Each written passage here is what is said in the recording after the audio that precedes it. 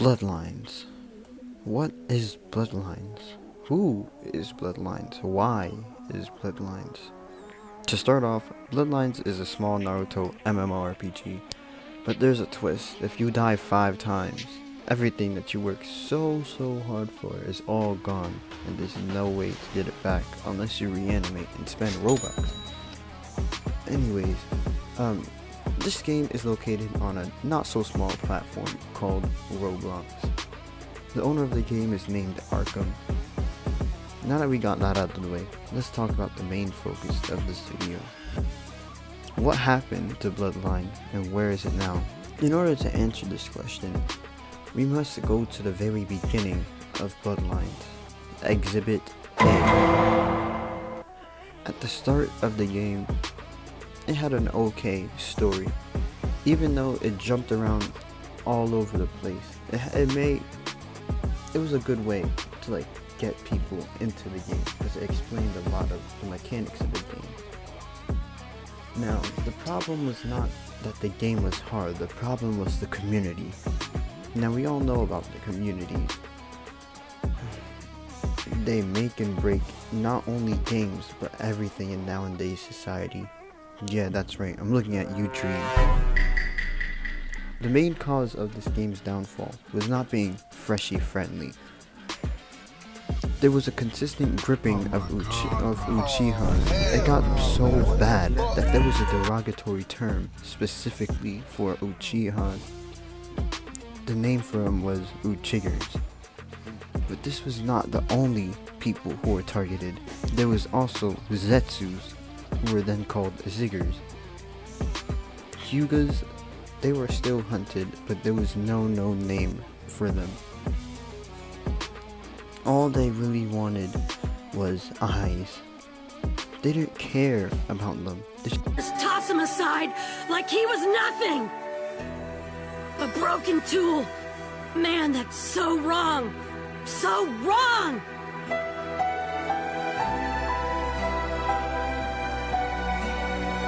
You talk too much. They didn't really care about anything else but hunting. And that's what made most of the freshies leave the game, leading up to Exhibit B, the lack of balance in the game. When the game came out, Taijutsu was the most broken spec in the game. The hitboxes were so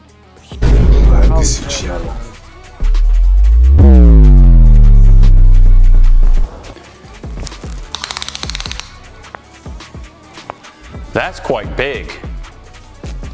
Impressive. huge. The damage, it was a lot. It was just broken. It was literally brain dead. It wasn't even hard to get the moves. Which leads me up to my next claim.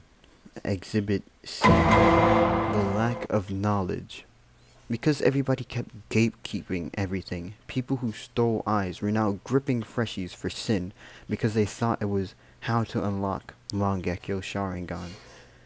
Because they were hunting more and more freshies, more new players stopped playing the game because of how unfreshie friendly the game was starting to become. The game started to lose more and more players, dropping from 2k to 1k to 500 to 100, even as low as 50 players. Something Dragon Ball Z Final Stand didn't even get, and that game hasn't been updated in over 3 years. That leads me into Exhibit D, my last exhibit. The next reason why the game died was because of the lack of updates. Within a half of a year, there was only 3 small updates. 3 small updates. And when I say they were small, they were really small. All they did was add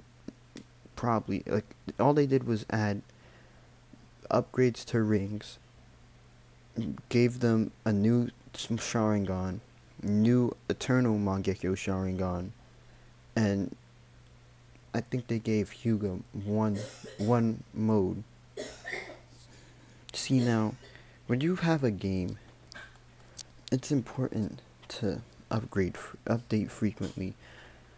I'm not saying that stuff in your life doesn't go on, but it comes to the point in time where there's some stuff that is like, you haven't updated in so long. But that leads me to where the game is at now. The game has been averaging around 200 to 100 players daily, and Arkham is claiming that he's going to update this game with a huge update fairly soon. I have high hopes for this update, but given the fact that the last 3 updates were so small and mediocre, my hopes for this update is very little. I don't really see this game succeeding later on. But yeah, that's the end of it. That's one thing I would like to add is make sure to like and subscribe if you want more content.